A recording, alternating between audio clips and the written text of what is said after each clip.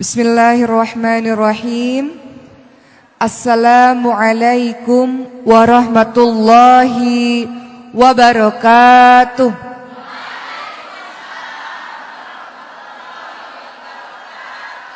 Alhamdulillahi rabbil alamin. Wabihi nasta'in ala umurid dunya waddin. Wassalatu wassalamu ala ashrafil anbiya wal mursalin wa ala alihi wa sahbihi ajma'in, amma ba'du. Rabbi shrah li sadri wa yassir li amri wahlul 'uqdatam min lisani yafqahu qawli. Ya Allah, lapangkanlah dadaku, mudahkanlah urusanku, dan lepaskanlah kekakuan dari lidahku supaya mereka mengerti perkataanku. Apa kabar ibu-ibu sekalian? Dari subuh di sini? Masya Allah, luar biasa. Seminggu sekali ke sini ya? Masya Allah, berkah masjidnya, Masya Allah, ramai. Tadi saya datang sampai ke basement ramai, Masya Allah. Untuk teman-teman yang di basement, ngelihat saya di TV aja ya. Ya, Masya Allah, bahkan ada bapak-bapak pengantar dengan setia para istrinya. Saya lihat juga tadi di depan, Masya Allah, Alhamdulillah. Terima kasih ibu-ibu semua sudah hadir di tempat ini. Mudah-mudahan apa yang saya sampaikan bermanfaat untuk kita semua dan kita amalkan dalam kehidupan sehari-hari. Untuk membuat hari ini lebih berkah, boleh tidak kita bersama-sama membaca surah Al-Fatihah, kita bersama-sama membaca surah Al-Ikhlas, Al-Falaq dan An-Nas. Boleh Bu? A'udzu billahi minasy syaithanir rajim.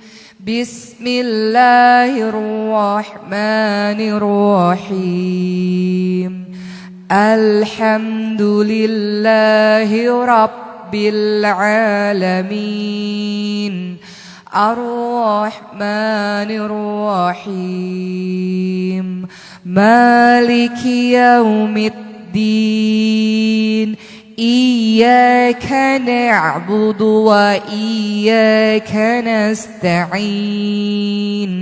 Ihdinas siratal mustaqim. Siratal ladzina an'amta 'alaihim ghairil maghdubi 'alaihim waladdallin. Amin.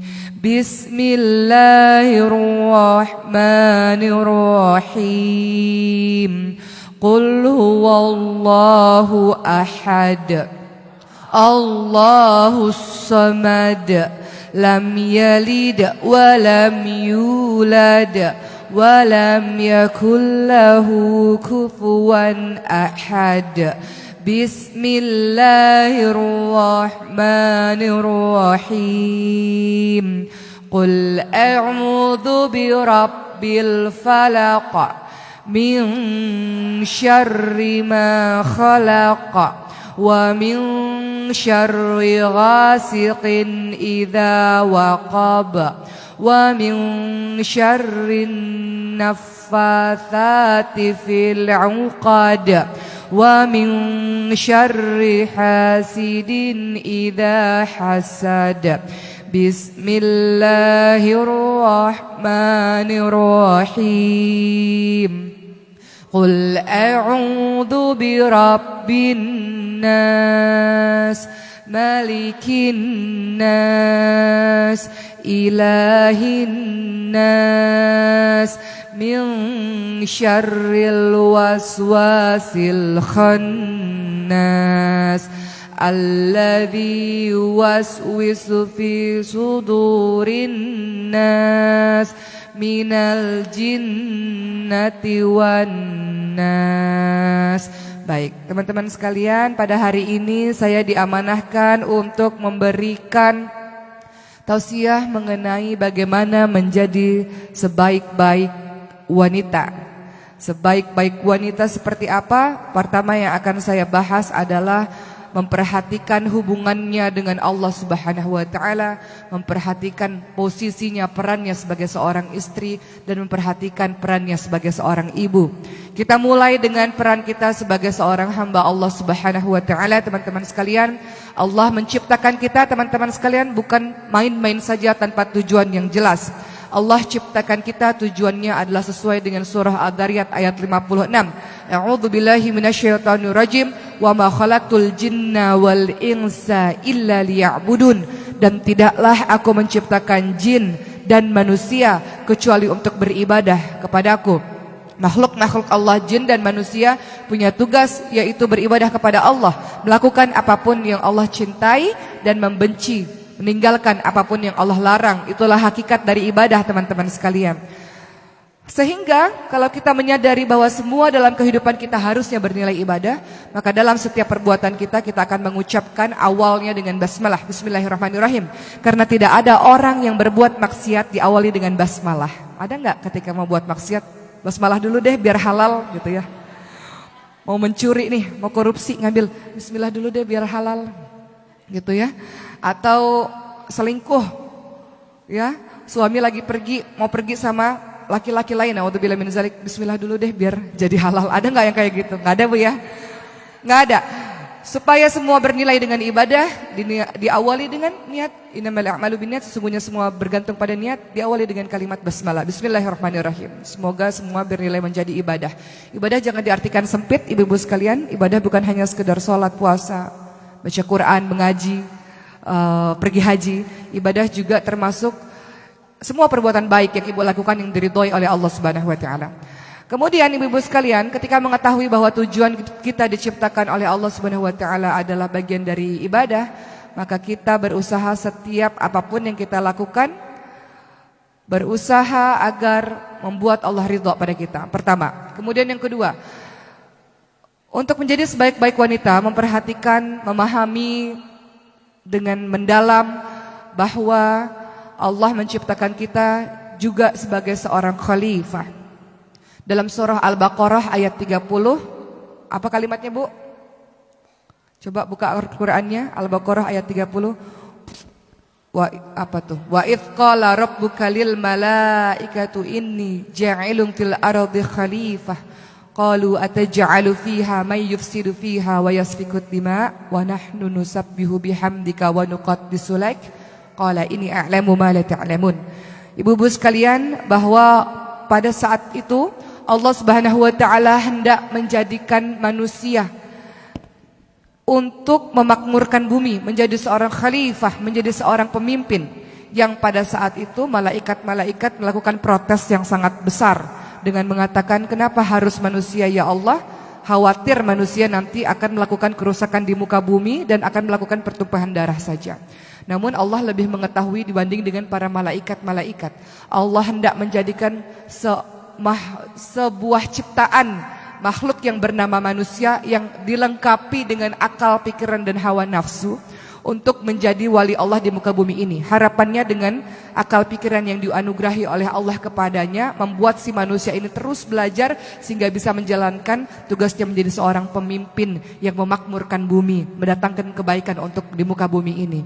Jadi tugas kita nggak main-main. Selain untuk beribadah, kita ditugaskan oleh Allah untuk memakmurkan bumi, membawa kebaikan untuk penduduk di bumi ini, teman-teman sekalian. Begitu pula teman-teman sekalian, tugas kita di muka bumi juga bukan main-main. Kalau engkau mengaku hamba Allah, kita sudah diciptakan oleh Allah umat muslim ini sebagai umat terbaik. Makanya ada kalimat kuntum khaira ummah. Kita semua bukan orang biasa-biasa saja. Kita semua diciptakan oleh Allah sebagai umat terbaik. Kalau sudah digelari dengan umat terbaik, maka kita punya tugas berikutnya. Kuntum khaira ummah ukhrijat linnas ta'muruna bil ma'ruf wa tanhauna 'anil munkar. Kamu sekalian adalah umat terbaik yang dilahirkan untuk manusia yang memiliki tugas mengajak orang lain pada kebaikan, mencegah orang lain pada kemungkaran. Itulah kalau kita memahami penciptaan Allah terhadap diri kita, ternyata kita punya tugas yang banyak, ibu-ibu sekalian, teman-teman sekalian. Maka jangan dikira kita enak saja hidup di muka bumi ini tanpa ada tujuan yang jelas, tanpa ada tugas yang jelas. Tugas kita adalah beribadah, tugas kita menjadi seorang pemimpin yang melakukan kebaikan untuk bumi ini. Dan kemudian yang ketiga adalah tugas kita sebagai umat terbaik mengajak orang lain pada perkara yang baik-baik, mencegah orang lain pada perkara yang buruk-buruk. Jadi nggak bisa kalau mengaku hambanya Allah kemudian jadi baik sendiri dan tidak peduli dengan orang lain. Nggak bisa kalau mengaku hambanya Allah, umatnya Rasulullah, melihat kemaksiatan di depan mata kita, kita diam saja. Makanya dikatakan kalau melihat kemaksiatan di depan mata kita, halangi dengan kekuatan atau kekuasaan kita. Kalau tidak bisa, halangi dengan lisan kita. Kalau tidak bisa dengan lisan kita, maka ingkari itu perbuatan buruk dan aku tidak suka dengan perbuatan itu, wahai Allah. Jadi itu ciri-ciri umat terbaik. Dia melakukan sesuatu kebaikan bukan untuk dirinya sendiri, tapi juga mengajak orang lain untuk baik bersama-sama. Hari ini yang mau saya tekankan adalah untuk menjadi wanita terbaik, selain memperhatikan kedudukan kita di hadapan Allah, juga adalah peran kita sebagai seorang istri dan seorang ibu. Menjadi seorang istri inilah yang akan saya tekankan pada hari ini. Teman-teman sekalian, kita sudah paham dan masyhur hadis ini, bahwa para perempuan mudah sekali masuk surga seperti jalan tol dengan kriteria-kriteria yang diberikan oleh Rasulullah SAW. Kalau laki-laki mau masuk surga dari 8 pintu surga, dia harus termasuk dari golongan nabi, nggak mungkin. Dia termasuk dari golongan orang-orang syuhada, juga nggak mungkin. Masalahnya susah, harus mati syahid di jalan Allah Subhanahu Wa Taala, lillah karena Allah. Laki-laki juga kalau ingin masuk surga dari pintu mana saja yang mereka senangi, atau masuk pintu-pintu surga dari pintu-pintu tertentu, golongan yang ketiga adalah dia harus menjadi orang-orang yang siddiq, orang-orang yang jujur. Menjadi orang yang siddiq itu tidak mudah. Pernahkah seumur hidup kita jujur dan tidak pernah bohong? Akan sangat sulit. Nabi memiliki atau memberikan gelar kepada para sahabatnya yang jujur. Namun dari semua sahabat hanya satu yang diberikan gelar as-siddiq, yaitu Abu Bakar as-Siddiq radhiyallahu anhu. Kemudian untuk bisa masuk pintu surga, kalau laki-laki harus dari kalangan orang-orang yang salih. Ini juga butuh perjuangan. Namun perempuan menyenangkan, teman-teman sekalian. Perempuan kalau ingin menjadi wanita terbaik di dunia maupun di akhirat, masuk pintu surga dari mana-mana saja, Rasul ingatkan hanya dari beberapa hal saja. Pertama adalah engkau melakukan sholat 5 waktu, sholat wajib. Allah tidak sebutkan, Rasul tidak sebutkan sholat-sholat sunnah. Engkau melakukan sholat wajib 5 waktu. Kemudian kedua, engkau melakukan puasa di bulan suci Ramadan. Ketiga, engkau taat kepada suamimu dan engkau menjaga kesucian dirimu. Kalau engkau menjaga 4 hal ini, silahkan masuk surga dari pintu mana saja yang engkau senangi. Pintu surga ada berapa, Bu? Ada 8. Ada pintu surga orang yang sholat, pintu surga orang yang suka berpuasa aroyan, pintu surga orang haji, pintu surga orang yang mudah memaafkan orang lain, menahan amarah dan sebagainya. Hanya dengan 4 hal ini saja jalan tol kita bisa masuk surga, teman-teman sekalian. Susah apa? Mudah, Bu? Mudah apa susah, Bu? Susah? Kelihatannya gampang ya. Oh, cuman sholat 5 waktu aku sudah mengerjakan. Oh, bulan suci Ramadan, puasa Ramadan aku juga sudah mengerjakan. Terkadang yang 2 ini agak-agak sulit, Bu ya. Kelihatannya sih gampang, taat, tunduk, patuh sama suami. Ini suami-suami yang dengar, wah emang begitu tuh, istri saya harus tunduk patuh sama saya, suka ngelawan sih gitu ya. Kata Rasulullah, tunduk, patuh, taat sama suami selama suami tidak menyuruh kita pada perkara kemungkaran yang dibenci oleh Allah. Taat pada suami. Suami katakan, mah rambut jangan pendek-pendek dong mah, panjangin mah. Aduh panas, itu hal kecil, Bu. Taat, patuh. Suaminya bilang, mah aku tuh suka kamu rambutnya warna coklat-coklat gitu loh mah. Apaan sih, Pak? Udah tua juga macem-macem deh. Tunduk, patuh, denger, taat, udah gitu aja. Perkara-perkara sekecil itu taat saja, Bu. Kemudian dengan begitu insya Allah kita bisa masuk pintu surga. Termasuk juga dengan menjaga kesucian diri. Makanya di dalam surah An-Nisa ayat 34, saya bacakan yang lengkapnya dari awal. Nanti termasuk ada kriteria-kriteria wanita yang salihah. Dalam surah An-Nisa ayat 34 bunyinya apa, Bu? A'udzubillahi minasyaitonirrajim. Ar-rijalu qawwamuna 'alan nisa'i bima faddalallahu ba'dahum 'ala ba'di wa bima anfaqu min amwalihim. Laki-laki disebut qawwam, pemimpin, karena dia memiliki kekuatan memang lebih dibanding dengan wanita. Kekuatan dalam bidang apa? Bidang fisik misalnya lebih kuat. Kekuatan dalam bidang ibadah, kita ada liburnya, mereka tidak ada liburnya. Syariat dibebankan lebih berat kepada mereka, mereka beribadah sepanjang masa sementara kita memiliki libur. Dan kemudian yang kedua, fassolihatu qanitatun hafidhatul lil ghaibi bima hafidhallah. An-Nisa 34 menjelaskan perempuan-perempuan yang salihah adalah perempuan-perempuan yang taat. Taat pada siapa, Bu? Taat pada Allah dan taat pada suami. Suami bilang di rumah, ya padahal aku pengen keluar, tetap harus di rumah, Bu. Gak boleh sekolah, lanjutin sekolah, gak boleh di rumah, tetap harus di rumah. Gak boleh kerja, ya harus di rumah. Apapun yang suami ucapkan, ya memang kita harus mengikuti perintah suami selama tidak melanggar kemaksiatan. Berikutnya, dan menjaga diri ketika suami tidak ada. Menjaga diri, menjaga kehormatan diri, menjaga kesucian diri. Ini adalah ciri dari wanita-wanita yang salihah. Susah tidak, Bu? Menjaga diri, menjaga kehormatan diri ketika suami tidak ada. Setia ketika suami ada, ya memang harus. Tapi setia ketika suami pergi berbulan-bulan lamanya, itu yang hebat, yang bisa dilakukan oleh wanita-wanita yang salihah saja. Kemudian ibu-ibu sekalian, untuk menjadi wanita salihah, selain tadi syaratnya adalah tadi ya, salat 5 waktu, kemudian bulan suci Ramadan kita berpuasa, taat pada suami dan menjaga diri ketika suami tidak ada. Berikutnya yang kedua yang harus ibu lakukan adalah sabar. Susah nggak sabar, Bu? Surah An-Nisa ayat 19. Ada udah ngerti perkara suami istri. Kencang jawabannya. Sabar. Surah An-Nisa ayat 19. Apa bunyinya? Fa in karihtumuhunna fa asa an takrahu syai'a wa yaj'alallahu fihi khairan katsira.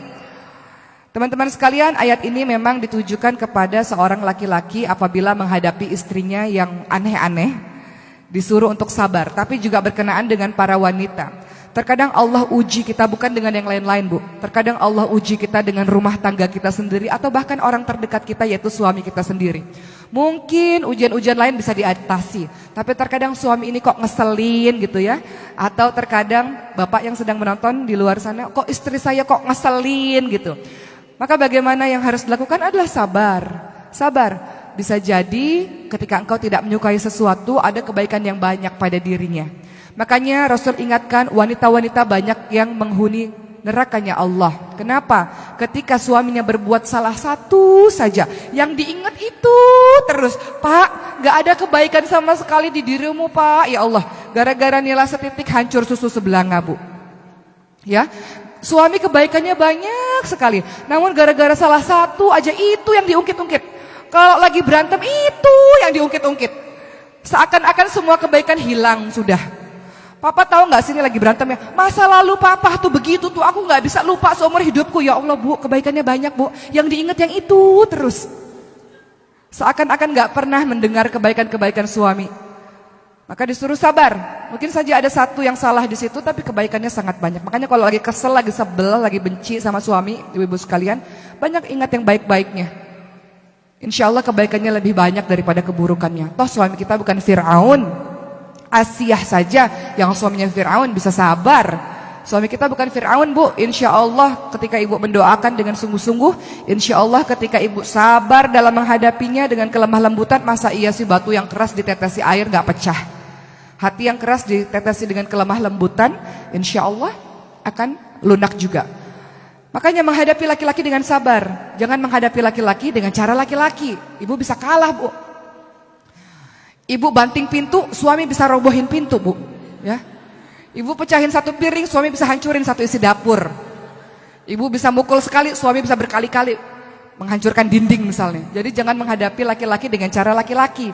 Fitrahnya wanita itu kelemah lembutan. Menghadapi dengan apa? Dengan air mata. Saya nangis, suami saya ngorok, gimana dong? Gitu ya. Ibu sih nangisnya kebanyakan, air matanya sesekali aja dikeluarkan, jangan dikit-dikit mewek. Jadi suaminya udah biasa ngeliat air matanya, gitu ya. Oh, air mata buaya, begitu kata suami. Ya, artinya apa? Artinya menghadapi suami yang kita tidak suka perangainya dengan cara wanita, dengan kelemah lembutan wanita. Percayalah, suami itu kan memang pemimpin ya. Di mana-mana pemimpin itu nggak suka, Bu, kalau kita lebih tinggi atau kita lebih superior dibanding dengan sang suami. Memang fitrahnya beliau adalah pemimpin, fitrahnya kita adalah seorang makmun. Jadi hadapi dengan cara-cara kelemah lembutan seorang wanita. Makanya diperlukan seni bagaimana cara untuk menghadapi seorang laki-laki. Suami yang memang kita greget gitu ya, kok nggak pernah sholat di masjid. Apakah kita menasihati langsung didengar begitu saja? Enggak. Mungkin konten yang kita nasihati betul, tapi terkadang cara penyampaian kita mungkin membuat suami tersinggung misalnya. Maka dengan cara apa?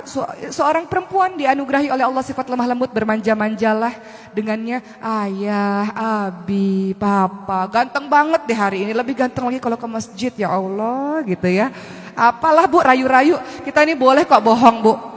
Islam ini boleh bohong dalam 3 hal. Pertama adalah bohong dalam strategi perang. Gak mungkin orang lagi perang ngasih tahu strategi perang itu bisa kalah Bu. Kemudian orang yang kedua mendamaikan suami istri, mendamaikan orang yang berselisih. Orang yang lagi berselisih kita bisa bilang, tahu nggak, dia tuh baik banget loh sama kamu, sedang mempersiapkan hadiah. Kita siapin aja hadiahnya, padahal bukan dia. Berbohong untuk mendamaikan orang yang sedang berselisih. Kamu dapat salam loh dari dia sayang dan rindu sama kamu misalnya, boleh. Dan bohongnya suami istri, mah makin cantik, makin lama makin cantik mah. Padahal makin lama makin keriput gitu ya. Makin lama makin, kadang ibu-ibu kalau udah makin berumur nggak tahu tuh nggak jaga badan. Jadi sayapnya ada di mana-mana kanan kiri gitu ya, di perut-perutnya gitu ya. Kemudian sang suami mengatakan, aduh mama langsing banget. Nah itu kita patut tersinggung Bu sebenarnya. Pak kalau bohong yang kira-kira dong Pak, jangan terlalu jauh gitu ya. Mama wajahmu bagai rembulan gitu ya. Atau Pak yang bener aja Pak, rembulan itu banyak itunya loh Pak, banyak titik-titiknya ya. Jadi kalau bohong juga harus lihat-lihat situasi, jangan terlalu jauh dari kenyataan, bisa buat orang tersungging gitu. Jadi begitu ibu-ibu sekalian, menghadapi suami yang kita tidak suka perangainya adalah dengan cara apa? Dengan cara sabar, dan kita dianugerahi sifat kelemah lembutan yang kita bisa bermanja-manja dengan kalimat yang lembut kepada suami. Terkadang insya Allah dengan kelemah lembutan suami bisa berubah.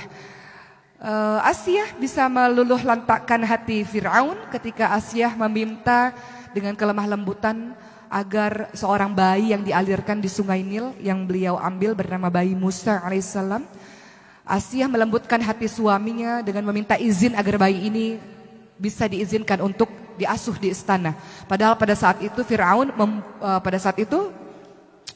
membunuh semua anak bayi laki-laki yang hidup pada hari itu, pada tahun itu dari kalangan Bani Israel, karena Fir'aun bermimpi akan digantikan kedudukannya oleh bayi laki-laki yang lahir pada hari itu. Namun lihat kelemah lembutan dari seorang istri, kecerdasan, kepandaian dari seorang istri untuk mengambil hati suami, mampu meluluh lantakkan hati suami. Jadi yang berikutnya adalah sabar. Kemudian ibu sekalian, Rasul ingatkan wanita yang solehah yang berikutnya adalah menyenangkan bila dipandang. Walaupun ayat berikutnya sama dengan sebelumnya, patuh bila diperintah dan menjaga diri ketika suami tidak ada. Namun tadi Rasul katakan yang keberapa nih? Yang keempat ya, menyenangkan bila dipandang. Ibu, laki-laki itu Bu, ini banyak saya membicarakan mengenai wanita, walaupun ada bapak-bapak di ujung sana, tapi bapak-bapak pasti senang nih dengan apa yang saya sampaikan, gak pusing-pusing menasihati istrinya lagi ya. Rasul ingatkan bahwa menyenangkan bila dipandang. Kenapa? Fitrahnya laki-laki itu dari pandangan Bu. Zuina linnasi hubbu syahawati minan nisa wal banin wal qanatiril muqantarah. Dijadikan indah pada pandangan manusia apa-apa yang diingini. Yang pertama bukan harta, yang pertama bukan anak-anak atau yang lain-lain, tapi yang pertama adalah wanita. Fitrahnya laki-laki suka ngelihat perempuan. Bu, laki-laki banyak di luaran Bu. Di luaran dia ngelihat yang seger-seger Bu. Pulang-pulang ke rumah dasteran lagi. Bau dapur lagi. Udah gitu ada ibu-ibu yang pakai pakai masker ketika suaminya ada ya, pakai masker masih putih-putih, ini hantu atau istri gitu ya. Yang buat suami kok dalam keadaan masih maskeran gitu. Hati-hati Bu, laki-laki itu harus dijaga pandangan matanya, perutnya, dan di bawah perutnya. Itu yang harus dijaga supaya nggak lari kemana-mana. Pandangan matanya adalah menyenangkan bila dipandang. Ibu cantik, cantik versi suami ya Bu, jangan cantik versi suami orang. Bahaya ini. Kalau menurut ibu, cantik versi ibu adalah yang rambutnya pendek gitu. Kata suami, cantik menurut saya yang kamu rambutnya panjang. Ya ikuti versinya suami, ibu sekalian. Cantik bagi suami, makanya ibu nggak usah banyak banyak bicara. Kalau suami katakan, aku suka kamu pakai baju warna merah, udah pakai aja baju warna merah, nggak usah macem-macem. Aduh, papa macem-macem sih permintaannya, udah. Suami tiba-tiba beliin ibu baju tertentu, ya udah pakai aja. Kita berusaha untuk menyenangkan di pandangan suami, bukan di pandangan suami orang atau pandangan menurut kita misalnya. Kita menyenangkan pandangan matanya. Bercantik-cantiklah ibu-ibu sekalian. Bukan berarti semakin berumur semakin kita tidak terurus karena merasa udah laku, udah tua ngapain percantik diri gitu ya. Udah tua, udah nikah, udah laku ngapain sih cantik-cantik gitu. Jangan Bu, matanya laki-laki fitrahnya suka lihat pada keindahan. Tanya tuh sama bapak-bapak. Kalau nggak beriman, dipelototin tuh orang-orang cantik di jalanan. Namun untungnya suami ibu beriman semuanya. Jadi godul basar, astagfirullahalazim, menundukkan pandangan. Kalau nggak ada rasa takut pada Allah Subhanahu Wa Taala, dipelototin tuh wanita-wanita cantik di jalanan sana. Namun karena ingat pesan Allah Subhanahu Wa Taala dalam surah An-Nur ayat 30, Qulil mu'minin yaghuddu min absarihim wa yahfadzu furujahum. Katakan pada laki-laki beriman, tundukkan pandangan, jaga kemaluan. Jadi kalau ada wanita-wanita cantik di luar sana, astagfirullahalazim, aku ingat ada istriku di rumah, cepat-cepat pulang ke rumah. Karena apa yang ada di wanita di jalanan itu sama dengan apa yang dimiliki oleh para istrinya di rumah. Jadi kalau laki-laki tergoda di luar, dia akan cepat-cepat pulang ke rumah. Kalau sudah pulang ke rumah, kalau minta kasih Bu. Ini ibunya banyak alasan nih. Kasih. Kecuali kalau ada alasan syar'i, sakit, terlalu lelah, betul-betul terlalu lelah, ya komunikasikan. Tapi kalau nggak ada alasan syar'i, kenapa mah? Males. Nah ini yang bahaya nih. Masalahnya suaminya baru ngeliat wanita cantik di luar, ibu nggak tahu sih. Makanya cepat-cepat pulang ke rumah. Kalau lagi minta, ya cepat dikasih. Bahaya kalau enggak, ya. Ini ngomong-ngomong, ini saya ngomong sama ibu-ibu semua, kan ntar ada anak-anak remaja lagi di sini. Bahaya saya ngomong begini. Seminar pranikah lah ya. Begitu ibu-ibu sekalian. Makanya perempuan-perempuan dilaknat oleh Allah Subhanahu wa Ta'ala, oleh para malaikat ketika suaminya minta, kemudian tidak ada alasan syar'i, kemudian dia malas-malasan tidak mau melayani suaminya. Hati-hati dengan seperti itu. Menyenangkan pandangan mata. Terkadang ada juga yang sudah cantik tapi tidak menyenangkan pandangan mata. Kenapa? Karena cemberut terus wajahnya, ya Bu. Ya enggak Pak, yang di ujung sana. Cantik sih cantik. Seksi sih seksi. Tapi enggak pernah ada senyumnya tuh ketika suaminya pulang ke rumah, cemberut terus. Yang ada kalau suaminya telat pulang ke rumah, papa sama siapa, pergi kemana, kenapa nggak ngabarin, di telepon nggak diangkat-angkat, gimana sih papa? Gitu. Belum apa-apa, belum istirahat, belum apa-apa, langsung beribu kata-kata. Istri atau polisi sih ini gitu ya. Nanyanya banyak bener, menginterogasi suaminya. Ini nggak menyenangkan pandangan mata bagi suaminya Bu. Akhirnya apa? Nggak betah di rumah para suami-suaminya ini. Nggak betah di rumah, ngapain di rumah? Pulang ke rumah istrinya marah-marah terus. Ngapain di rumah? Pulang ke rumah istrinya bawel terus. Semuanya menjadi tidak menenteramkan hatinya. Padahal di luaran dia sibuk bekerja dan sangat capek, sangat lelah. Tiba-tiba pulang ke rumah, istri bukan menjadi qurrata a'yun, bukan menjadi penyejuk mata, penyejuk hati bagi suaminya. Melainkan bikin hati panas. Nggak betah suaminya, pergi lagi keluar. Hati-hati, di luar banyak lagi berkeliaran wanita-wanita yang lebih cantik daripada ibu, Bu. Makanya jangan kegeeran. Ini suami udah pulang ke rumah, udah untung suami pulang ke rumah Bu ya, alhamdulillah. Kemudian kita nggak layani dengan baik, nggak betah, keluar lagi dia di rumah. Di luar itu banyak godaan yang sangat dahsyat. Fitrahnya laki-laki suka sama yang indah-indah, yaitu perempuan. Jadi hati-hati. Jadi menyenangkan pandangan suami dengan apa? Dengan tampilan yang baik, dengan tubuh yang wangi. Ini suami pulang ke rumah masih bau ketek, cepet mandi Bu. Ya, cepet mandi. Tahu suami pulang jam 7 malam misalnya, cepet-cepet mandi, udah berhias. Saya pernah punya teman yang bercerita, ibu saya itu hebat sekali loh Mbak Oki. Kenapa? Setiap hari padahal nggak keluar rumah loh, di rumah. Tiap hari kerjaannya ngerol rambut, udah tua nih Bu, 70 tahun, 80 tahun, ngerol rambut, pakai lipstik, pakai make up, rajin banget, luluran, buat apa? Buat suaminya. Udah tua tapi masih cantik dan wangi, jadi suaminya senang deket-deketan. Kalau ibu bau ketek, bau mulut, bau badan, bau kaki, gimana suami bisa deket-deketan Bu? Jaga penciumannya juga. Mas atau Abi, Papa, suka saya pakai deodoran yang wanginya apa gitu. Suka saya pakai body lotion yang wanginya apa, yang parfum yang wanginya apa gitu. Kalau kata suaminya terserah, mama lebih tahu, ya udah eksperimen dengan wangi-wangian. Senang tuh suami Bu insya Allah ya. Jadi yang berikutnya tadi, kalau ingin menjadi wanita yang salihah, istri yang baik, sebaik-baik wanita untuk suami kita adalah menjaga pandangan matanya, hati-hati. Menjaga perutnya juga Bu. Makanya ini nasihat juga berharga untuk diri saya yang hari ini cuman bisa masak air ya. Ini nasihat berharga juga ini. Kenapa? Karena seorang istri memang harus menjaga perutnya suami. Supaya kalau pulang ke rumah, kenapa pulang ke rumah aku rindu masakan istriku. Ada yang dikangenin di rumah, betul Bu? Kemudian istri berikutnya adalah harus jago jadi tukang pijet. Punyalah keahlian jadi tukang pijet, Bu.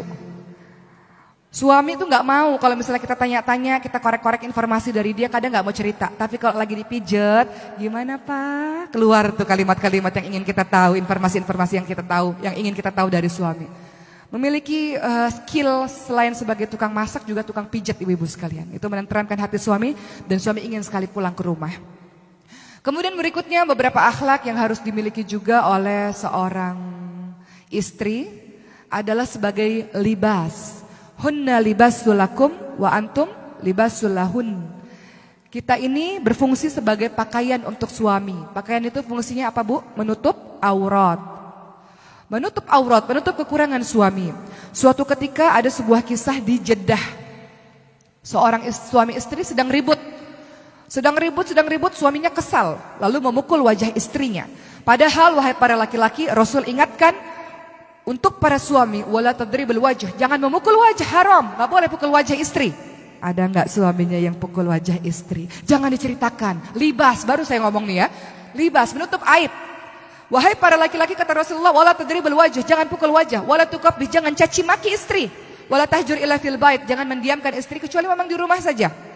Namun yang ingin kita bahas adalah wahai para istri, karena sekarang semuanya ibu-ibu, semuanya para istri dan calon istri insyaallah. Oh banyak ternyata dari tadi.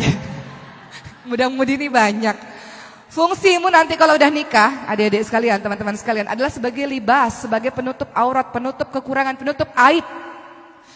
Suami istri yang di Jeddah tadi sedang bertengkar satu sama lain. Tiba-tiba suaminya sangat marah, lalu suaminya memukul wajah istrinya. Istrinya menangis.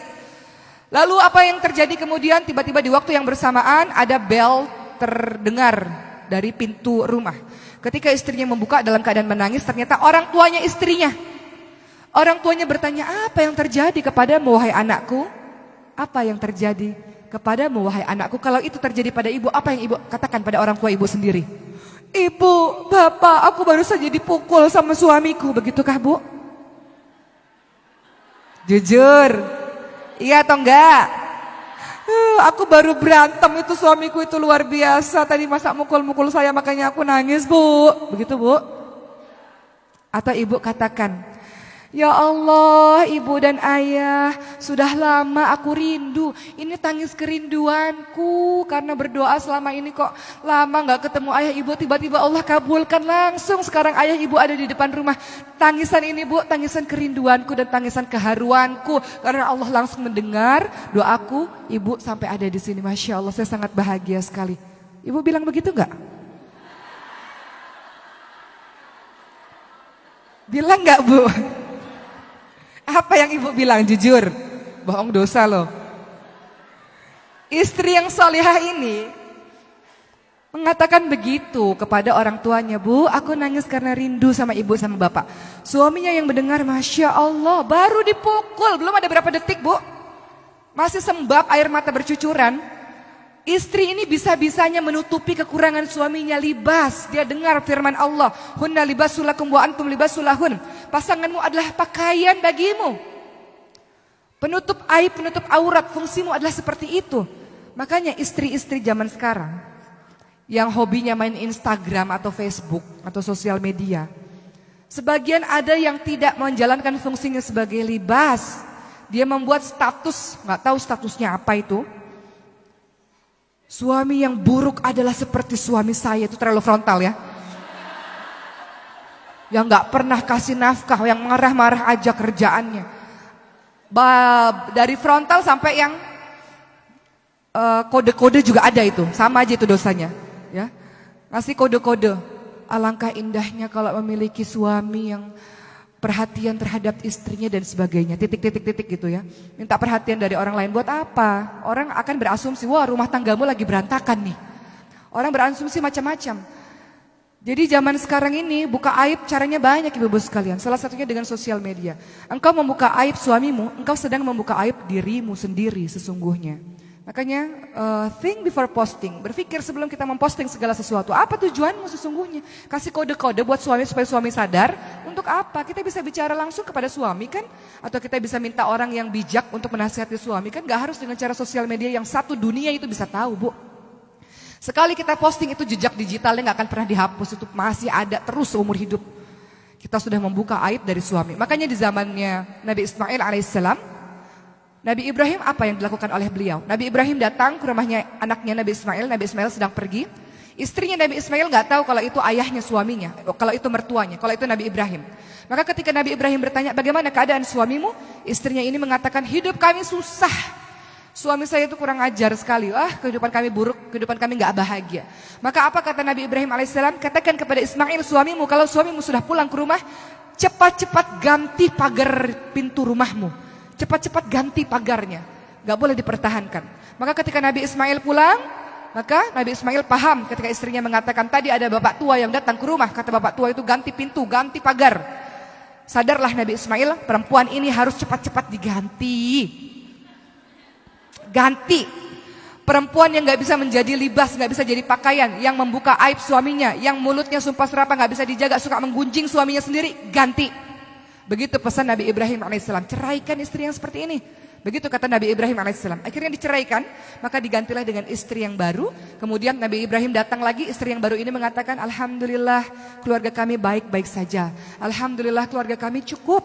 Alhamdulillah keluarga kami dilindungi oleh Allah Subhanahu wa taala. Maka Nabi Ibrahim alaihissalam mengatakan, katakan pada suamimu, pertahankan pintu rumahnya, pertahankan pagar rumahnya. Dengan begitu Nabi Ismail paham, istri yang menjaga lisan dengan baik, gak suka buka-buka aib suami adalah istri solihah yang harus dipertahankan. Tapi kan kadang suka curhat untuk menenangkan hati, menenteramkan hati, begitu ya Bu ya. Kalau enggak tuh gimana ya, rasanya tuh numpuk di sini. Aku mau cerita masalah rumah tanggaku, janji ya jangan kasih tahu siapa-siapa. Ini si orang ini nih datang lagi ke arisan satu lagi. Tahu enggak masalah rumah tangga si fulanah, tapi janji jangan kasih tahu siapa-siapa ya. Dari sini lari ke majelis taklim yang ini. Tahu enggak? Tapi janji jangan kasih tahu siapa-siapa ya. Akhirnya tersebar Bu, masalah rumah tangga yang harusnya diketahui oleh diri kita dan suami saja. Akibat apa? Akibat lisan yang enggak dijaga. Makanya Rasul ingatkan, man kana yu'minu billah wal yaumil akhir falyakul khairan aw liyasmut. Barang siapa yang beriman kepada Allah dan hari akhir, hendaklah dia berkata-kata yang baik. Walaupun tiap rumah tangga ada masalah. Benar enggak Bu? Apalagi ibu yang sudah berpuluh-puluh tahun menjalankan rumah tangga, udah enggak tahu lagi deh tuh bagaimana permasalahan rumah tangga. Tapi bagaimana kata Rasulullah SAW, bagi yang beriman dia berkata-kata yang baik. Alhamdulillah, Alhamdulillah. Walaupun dalam hati, ya Allah. Tapi keluarnya di hadapan orang, Alhamdulillah, Allah jaga insya Allah, mohon doanya. Kemudian kalau tidak bisa berkata baik, dia diam. Itulah akhlak yang terbaik dari mulut seorang wanita. Libas sebagai pakaian, dia menjaga aib suaminya, dia menjaga kekurangan suaminya. Adapun kalau ingin curhat, curhat kepada orang yang bijak. Jangan curhat kepada mantan pacar, ibu-ibu sekalian. Aduh, udah ada masalah malah bikin tambah masalah. Gara-gara baru datang reunian, ketemu sama mantan pacar, CLBK, celebek, cinta lama belum kelar, cinta lama bersemi kembali. Hati-hati juga curhat sama ustadz-ustadz. Saya selalu di setiap ceramah saya mengatakan hal yang demikian. Boleh nggak curhat sama ustadz? Boleh, tapi yang ringkas, padat, jelas. Jangan ibu curhat sepanjang hari, berjam-jam, telepon-teleponan. Akhirnya, selanjutnya terserah Anda. Ibu sih yang mulai goda-goda duluan. Jadi ibu datang ke pengajian, ya Allah ustadz itu keren banget ya, Masya Allah. Karismatik ya Allah. Giliran ustadznya sibuk dakwah, gak balas SMS ibu, ibunya baper. Hati-hati, ini bahaya ini. Makanya kalau seandainya kita memiliki masalah atau segala macam, curhat pada sesama perempuan atau sama laki-laki gak apa-apa, tapi singkat padat jelas. Betul-betul memang niat kita ingin meminta jawaban, bukan yang aneh-aneh. Karena syaitan itu bisa masuk dari pintu mana saja ibu sekalian. Syaitan itu bisa menggoda secara halus kita. Kenapa saya ngomong begini? Karena banyak kasusnya yang cerita pada saya. Saya datang ke kajian, kenapa ustadznya ganteng banget, karismatik banget. Nah itu bahaya. Jadinya gimana? Godul basor tapi dengar suaranya udah deredek gitu. Nah itu bahaya juga. Nggak usah datang kajiannya kalau gitu. Ya, ganti ustadz lain atau ganti pengajian lain. Hati-hati, cara syaitan macam-macam. Kemudian apalagi yang kita lakukan sebagai seorang istri kalau ingin menjadi seorang wanita terbaik, istri terbaik yang bisa masuk surga dari pintu mana saja selain menjadi libas, selain sabar tadi, selain menjaga pandangannya suami, selain taat pada suami dan menjaga diri ketika suami tidak ada beberapa hal yang harus ibu tidak boleh lakukan. Dalam surah Al-Hujurat ayat 12 disebutkan, ya ayyuhalladzina amanu jtanibu katsiran minadh-dhon inna ba'dadh-dhoni itsmun wa la tajassasu wa la yaghtab ba'dukum ba'dha. Wahai orang-orang yang beriman, jauhilah kebanyakan dari prasangka, Karena sebagian dari prasangka adalah dosa. Jangan suuzon, Bu. Kadang ibu suka suuzon, suka ngecek-ngecek handphone suami. Suami lagi ke kamar mandi, ini kesempatan bagi saya untuk mengecek, dia SMS sama siapa ya? Gitu. Kan begitu kadang, suuzon aja bawaannya. Suuzon itu capek gak, Bu? Capek. Yang capek siapa? Kita. Ya sudahlah. Yang terlihat di pandangan mata kita saja. Kalau tak terlihat di pandangan kita, dia melakukan dosa, itu dosanya kepada Allah Subhanahu wa taala. Tugas kita adalah menjadi istri terbaik, melayani dengan sebaik-baiknya. Jangan kemudian kita suuzon, berprasangka buruk terus-menerus. Kemudian yang kedua, biasanya perasaan buruk terus-menerus diikuti ayat tersebut mengatakan wala tajassasu, jangan engkau cari-cari kesalahan. Biasanya ini terjadi pada usia-usia pernikahan yang muda, yang awal-awal. Sudahlah suuzon, terus cari-cari kesalahan suaminya. Dilihat tuh, semua Instagram, sosial media, Facebook suaminya dilihat. Tahun 2018 dia bergaul sama siapa? 2017, 2016, 2015, 2014 sampai awal Instagram buka tuh kapan sih? 2000-an misalnya. Dia ternyata berteman sama ini. Oh, ternyata ini temannya cari-cari kesalahan. Buat apa capek-capek? Itu sosial media dicek-cek terus-menerus, DM dicek-cek terus-menerus. Sama siapa? Sama siapa? Aduh. Kita cari-cari kesalahannya, sudahlah. Kalau di pandangan mata kita baik, insya Allah kita mendengar semua perkara yang baik-baik, insya Allah ya sudah. Kenapa kita sibuk untuk cari-cari kesalahan suami kita? Kecuali jelas ada buktinya. Beda. Kecuali jelas ada buktinya, kita lihat dengan mata kepala kita sendiri, buktinya memang sudah betul-betul nyata, itu lain hal. Tapi kalau masih prasangka, masih sibuk-sibuk cari kesalahan, untuk apa? Tugas kita banyak, tugas ibu rumah tangga banyak. Bener gak? Capek, pusing ngurusin yang gitu-gituan. Sementara ini baju belum dicuci, ini baju belum disetrika, ini rumah masih kotor, ini masakan belum dimasak dan sebagainya. Masih banyak hal-hal yang harus kita kerjakan di rumah kita, Bu. Kemudian yang ketiga, jangan wala tajassasu wala yaghtab ba'dukum ba'dha. Al-Hujurat ayat 12 menyatakan jangan engkau menggunjing. Ini kembali kepada ayat sebagai libas tadi. Jangan engkau menggunjing. Ada ibu-ibu yang mulutnya memang gak bisa dijaga ini. Memang mulutnya memang suka curhat. Makanya yang paling baik adalah untuk perempuan banyak-banyak di rumah. Giliran udah ketemu sama banyak orang, boleh gak sih keluar rumah? Boleh, tapi jangan kebanyakan. Pah, mau kajian? Boleh. Kajiannya kapan? Pagi, siang, sore, malam. Nah itu kebanyakan. Kajian sih boleh kajian, tapi kalau kajiannya udah kebanyakan bahaya ini. Arisan boleh. Arisannya kapan? Pagi, siang, sore, malam. Minum obat apa arisan nih? Hati-hati, semakin banyak engkau keluar rumah, semakin punya kesempatan engkau untuk bergunjing. Kenapa? Perempuan ini memang dianugerahi oleh Allah ini banyak bicara dibanding laki-laki. Sehari ibu mengeluarkan 20.000 kalimat kata, laki-laki mengeluarkan sehari 7.000 kata. Makanya jangan heran ibu SMS panjang-panjang, suami cuma bilang oka, iye, bahkan iya aja nggak lengkap ya, iye gitu, atau sip, SIP, atau cuma tanda jempol gitu. Ibu SMS panjang-panjang jawabannya begitu, memang begitu fitrahnya. Jadi hati-hati, menggunjing salah satu yang membuat kita senang bergunjing kalau kita punya kesempatan berkumpul dengan berbagai macam orang setiap saat. Sehingga mudah kita untuk bergunjing teman-teman sekalian. Makanya dalam surah Al-Ahzab ayat 33 disebutkan waqarna fi buyutikunna, bahwa tempat terbaik bagi seorang wanita adalah di rumahnya sendiri. Di rumahnya sendiri. Jadi jadilah wanita-wanita yang betah di rumah. Boleh keluar rumah? Boleh dengan alasan yang syar'i, dengan izin dari suami. Namun ketika keluar rumah banyak mengandung dosa yang kau tinggalkan. Ketika ada perempuan-perempuan atau orang-orang yang mengaku beriman melakukan 3 perkara ini, mencari-cari suuzon, cari-cari kesalahan, kemudian dia menggunjing, maka ibarat ayuhibbu ahadukum ayyakula lahma akhihi maitan fakarihtumuh. Engkau seperti memakan bangkai saudaramu sendiri. Engkau seperti memakan bangkai suamimu sendiri. Makan bangkai jijik enggak, Bu? Jijik. Perbuatan ibu adalah perbuatan yang menjijikkan kalau ibu-ibu melakukan perbuatan yang seperti itu.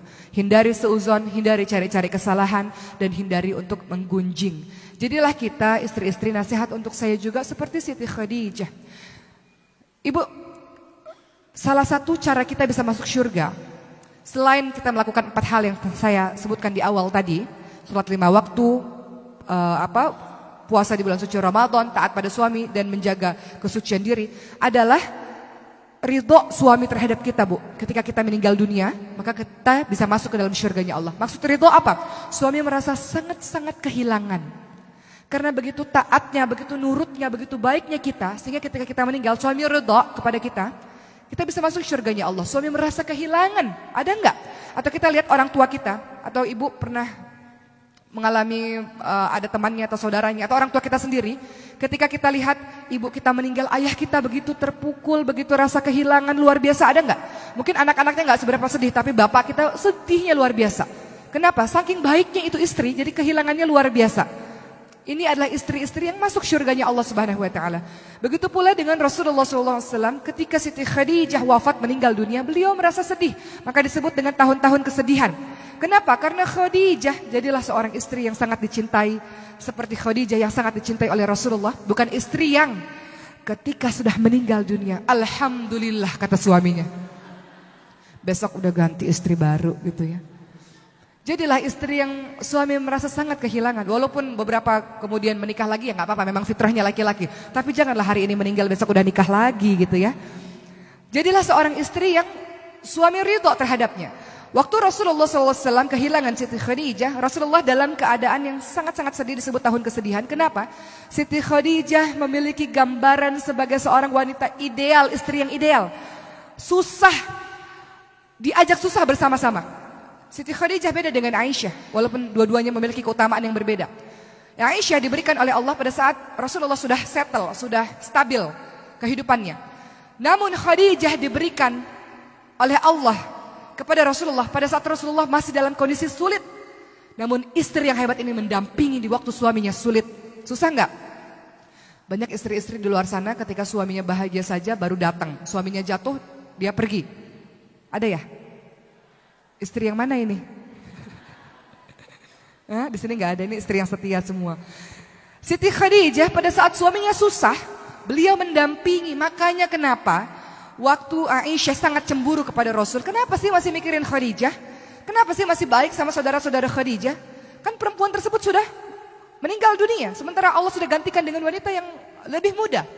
Rasulullah membela Khadijah. Rasul katakan, pada saat semua orang tidak percaya padaku, wahai Aisyah, Khadijah yang percaya padaku. Pada saat semua orang tak beriman, Khadijah yang beriman kepadaku. Khadijah memberikan anak-anak kepadaku di saat semua istri tak ada yang memberikan anak kepadaku. Dan Khadijah memberikan seluruh hartanya kepadaku. Begitu pembelaan Rasul. Karena Khadijah adalah cinta terbaiknya Rasulullah SAW. Apa yang dilakukan oleh Siti Khadijah sampai Rasulullah tidak bisa melupakan Siti Khadijah. Walaupun Rasul kemudian menikah dengan beberapa wanita karena perintah Allah, tapi seumur hidupnya Rasulullah tetap menyimpan Khadijah. Rasulullah ini, Bu, kalau mendengar saja ada saudaranya, ada teman-teman Khadijah radhiyallahu anha, Rasulullah melayani saudara dan teman-teman Khadijah dengan begitu baik. Begitu rasa cintanya Rasulullah yang tidak pernah bisa melupakan Siti Khadijah walaupun sudah diganti dengan istri-istri lain. Siti Khadijah adalah seorang istri yang berharta, dinikahi oleh Rasulullah pada saat kondisinya sedang kaya raya, namun menyerahkan seluruh hartanya di jalan dakwah. Khadijah adalah seorang istri yang ketika suaminya sulit, suaminya sedih, suaminya takut, Khadijah selalu ada di sisinya dan tidak pernah meninggalkan Rasulullah SAW. Ketika pertama kali Rasulullah mendapatkan wahyu pertama dalam keadaan ketakutan, Khadijah tidak bertanya yang macam-macam. Khadijah mendukung, membela suaminya. Allah tidak akan pernah menyia-nyiakan engkau suamiku. Engkau suami baik, engkau menyambung tali silaturahim, engkau menolong orang-orang yang miskin. Begitu kata seorang istri yang ketika suaminya terjatuh, dia memberikan support. Siapa yang melakukan ini? Khadijah. Dan Khadijah memberikan solusi pada saat suaminya tidak tahu harus berbuat apa. Apa yang dilakukan Khadijah? Mempertemukan Rasulullah dengan Waraqah bin Naufal untuk mempertanyakan apa yang sesungguhnya terjadi pada Rasulullah. Mencari solusi, bukan menambah permasalahan, bukan menambah pusing urusan suami ketika suami sudah sibuk di luar misalnya. Siti Khadijah meringankan beban suami selain dengan hartanya, dengan kepandaiannya mencari solusi dari sebuah permasalahan. Siti Khadijah tidak meninggalkan Rasulullah dalam keadaan sulit sekalipun. Pada saat itu muslim semuanya diboikot oleh orang-orang kafir Quraisy. Mereka diasingkan, mereka diisolir karena dianggap ini ajaran yang membuat orang-orang berpaling dari berhala-berhala. Mereka diisolasi sehingga mereka hanya makan dedaunan saja. Khadijah bangsawan mau diisolasi, mau terisolir, mendampingi orang-orang muslim yang pada saat itu jumlahnya hanya puluhan saja sampai jatuh sakit. Khadijah sangat luar biasa di hadapan Rasulullah SAW, menjadi penyejuk hati, menjadi penyejuk mata bagi Rasulullah SAW. Ketika dakwah di luar sangat menyakitkan untuk Rasul, pulang ke rumah siapa yang membela, siapa yang menenangkan, siapa yang memberikan kepercayaan diri ketika suaminya sedang tak percaya diri adalah Siti Khadijah. Siti Khadijah. Maka ketika Siti Khadijah wafat, Allah hibur Rasulullah dengan perintah sholat, dengan peristiwa Isra Mi'raj. Saking luar biasanya dahsyatnya rasa sedih yang dialami oleh Rasulullah SAW. Maka jadilah istri seperti Siti Khadijah, ibu-ibu sekalian. Lalu Allah ganti kemudian ketika Siti Khadijah wafat dengan istri seperti Aisyah, yang menyenangkan hati suami, yang menenteramkan, yang menggembirakan hati suami, yang senantiasa ceria, yang pandai, yang cantik. Itu digambarkan seorang istri bernama Aisyah. Tapi istri yang mendukung perjuangan dari nol adalah istri yang digambarkan oleh seorang Khadijah radhiyallahu anha. Maka jadilah istri-istri yang seperti itu ibu-ibu sekalian. Mudah-mudahan dengan begitu kita menjadi orang-orang yang senantiasa dilindungi oleh Allah Subhanahu wa taala dan dimasukkan oleh Allah Subhanahu wa taala ke dalam syurganya Allah. Ini tak terasa sudah 1 jam ya, tapi ada sedikit lagi lah, beberapa 5 menit lah sebelum kita masuk sesi tanya jawab. Selain menjadi istri yang hebat dengan semua gambarannya dan banyak sekali istri-istri yang hebat lainnya, kalau kita ingin menjadi sebaik-baik wanita, maka ketahuilah Bu bahwa kita adalah seorang ibu yang memiliki peran yang luar biasa. Seorang ibu apabila baik, dia mampu mendidik anak-anaknya jadi baik. Anak-anak jadi baik akan tumbuh jadi keluarga baik akan mampu menjadi peradaban yang baik. Maka seorang ibu tugasnya terus-menerus adalah belajar. Surah Al-Mujadilah ayat 11 mengatakan, yarfa'illahu alladhina amanu minkum walladhina utul ilma darajat. Engkau beriman dan engkau berilmu, Allah akan tinggikan beberapa derajat. Anakmu ibu-ibu sekalian berada di dalam pengawasanmu, berada di bawah pengawasanmu, di bawah pimpinanmu adalah anak-anakmu sendiri. Mereka semua lahir dalam keadaan baik. Mereka semua lahir dalam keadaan fitrah. Fitrahnya setiap manusia adalah tunduk taat patuh pada Allah Subhanahu wa taala. Itu fitrah. Setiap anak lahir dalam keadaan baik, setiap anak lahir dalam keadaan fitrah, hanya orang tuanya lah yang menjadikan dia yang lain-lain keluar dari fitrahnya Allah Subhanahu wa taala. Keluar dari fitrahnya yang tunduk kepada Allah Subhanahu wa taala. Semuanya dibebankan kepadamu wahai ibu dan ayah. Sebagaimana surah At-Tahrim mengatakan, ya ayyuhalladzina amanu qu anfusakum wa ahlikum nara wa quduhan nas wal hijarah. Jaga dirimu dan keluargamu dari api neraka yang bahan bakarnya adalah batu dan manusia. Solihlah wahai ibu-ibu sekalian, dengan begitu engkau bisa mensolihkan anak-anakmu. Seorang anak penutup saya hari ini sebelum kita masuk sesi tanya jawab. Seorang anak pernah bertanya kepada Amirul Mukminin, wahai Amirul Mukminin Umar bin Khattab, ayahku mengadukan kepadamu bahwa aku anak durhaka. Katakan kepadaku apa sih tugas dari ibu dan ayah? Maka Umar bin Khattab mengatakan, tugas orang tua pertama mencari ibu yang baik. Ibu yang baik. Pengasuhan pertama kali adalah mencari ibu yang baik. Kemudian yang kedua, beri nama yang baik. Kemudian yang ketiga, beri nama yang baik, beri nama Abdullah, Abdurrahman, atau Abdu yang ditambah dengan Asmaul Husna. Atau kasih nama-nama Nabi. Yusuf, jangan Ucuk. Aisyah, jangan Iseh. Khadijah, jangan Ijah. Ibrahim, jangan Baim. Tadi Khadijah udah ya. Maryam, anak saya, jangan Mayam atau Iyam atau Ayam bahkan ya. Panggil dengan nama komplit. Kemudian kasih nama sifat-sifat yang baik. Nama adalah doa. Dan yang ketiga tugas orang tua adalah memberikan pendidikan agama, pendidikan Al-Quran yang baik. Kita ingin anak kita baca Quran, kita sendiri gak bisa baca Quran Bu. Dari sekarang yang harus dilakukan, jangan banyak dengar lagu yang tak berfaedah, banyak baca Quran, belajar tahsin, hafalin ayat-ayat suci Al-Quran, karena kedudukanmu di hari akhir nanti tergantung dari ayat mana yang kau baca, seberapa banyak ayat yang kau baca. Kata Allah, naik, bacalah dengan tartil, akhir kedudukanmu di syurga tertinggi nanti sesuai dengan berapa banyak ayat yang engkau hafalkan semasa di dunia. Bukan seberapa banyak lagu-lagu yang engkau hafalkan di dunia. Di surga kita gak konser Bu, di surga tergantung dengan ayat-ayat yang kita hafalkan di dunia. Baik, alhamdulillah sudah selesai 1 jam saya memberikan materi kepada ibu-ibu sekalian. Selanjutnya silakan sesi tanya jawab, boleh silakan. 3 pertanyaan. Baik, sahabat muslimah yang dirahmati Allah, berhubung Ustazah Oki sudah memberikan tausiahnya, boleh akan dilanjutkan dengan sesi tanya jawab kepada sahabat muslimah yang hendak bertanya. Sementara untuk masing-masing lantai kami persilakan satu-satu ya. Dimulai dari lantai 3, silakan untuk teman-teman panitia.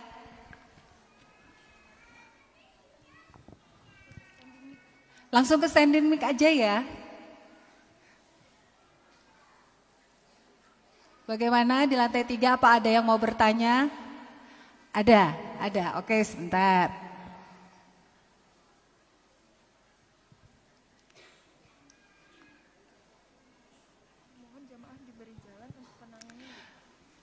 Kepada para sahabat muslimah yang akan bertanya, tolong diberikan jalan. Ya, terima kasih. Sip.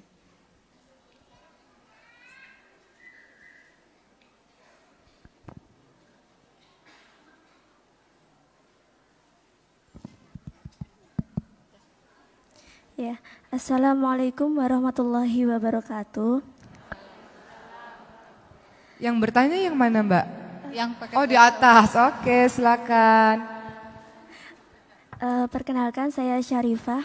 Ustazah Hoki, saya ingin bertanya. Saya sebagai seorang remaja yang tentunya belum menikah gitu ya. Bagaimana menyikapi dari seorang Ustazah Hoki sendiri gitu? Apakah kita sebagai akhwat kan dahulu itu lebih sering berdiam diri gitu di dalam rumah. Nah, sedangkan sekarang kan ilmu pengetahuan kan harus dikejar gitu, biar bisa mengimbangi perkembangan zaman juga. Nah, berarti dengan cara itu kita bisa menambah kajian-kajian dan sekarang sudah banyak kajian-kajian yang tidak online. Jadi memang membutuhkan waktu dan tempat untuk bertatap muka langsung. Nah, dengan hal tersebut apakah cocok jika sistem kita untuk menimba ilmu itu dapat dikatakan tidak sesuai dengan zaman Nabi dahulu begitu. Dan yang kedua, bagaimana cara kami untuk menjaga agar perasaan kami tidak mudah baper gitu. Dan Baper dengan apa nih, jatuh cinta ya? ya untuk menjaga kesucian begitu dan pandangan. Terus bagaimana juga batasan-batasan, apakah kita itu seberapa jauh kita bisa menjaga batasan-batasan tersebut sesuai dengan yang seharusnya wanita lakukan begitu. Ya, sekian. Terima kasih. Wassalamualaikum warahmatullahi wabarakatuh. Iya. Berhubung pertanyaannya diborong semua di lantai 3, untuk penanya berikutnya hanya ada 1 di lantai 2. Silakan. Hanya ada di belakang. Sudah duluan. Ya, assalamualaikum warahmatullahi wabarakatuh. Waalaikumsalam warahmatullahi wabarakatuh. Terima kasih Umi Oki Setiadewi, saya bisa bicara di sini. Nama saya Linda dari Jalan Magelang kilometer 10. Ya, pertanyaan saya begini, kita kan harus mengikuti dari suami, bagaimana suami menuruti semuanya aturan ataupun petuah dari suami, jadi kita jadi pedoman. Tapi bagaimana kalau kita mendidik anak tapi tidak seiring sejalan dengan pemikiran suaminya kurang memberi dukungan kita dalam mendidik anak, tapi suami sepertinya tidak seiring sejalan, bahkan boleh dikata mendekati kurang peduli begitu. Boleh. Mana saya mohon minta.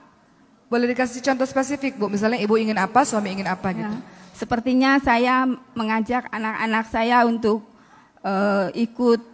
ikut tausiah ataupun mengaji.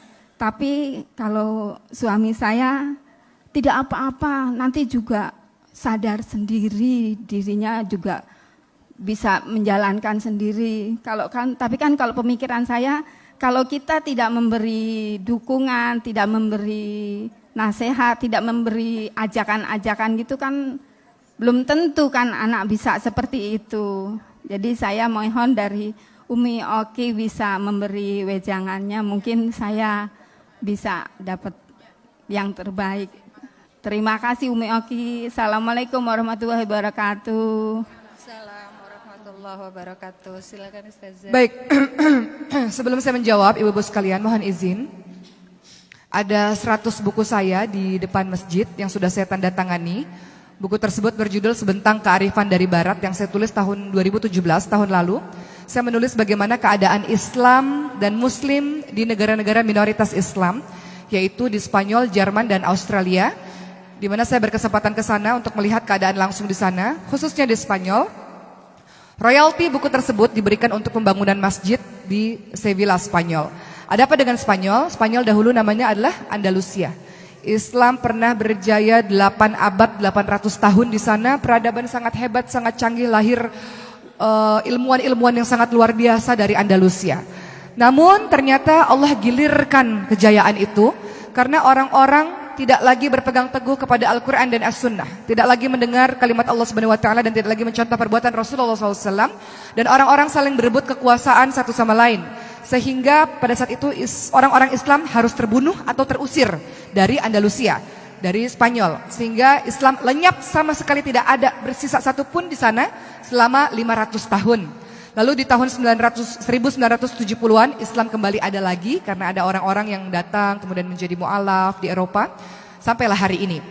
Namun ada sebuah kota namanya Sevilla, mereka tidak punya masjid, jumlah mereka 100.000 orang teman-teman sekalian. Namun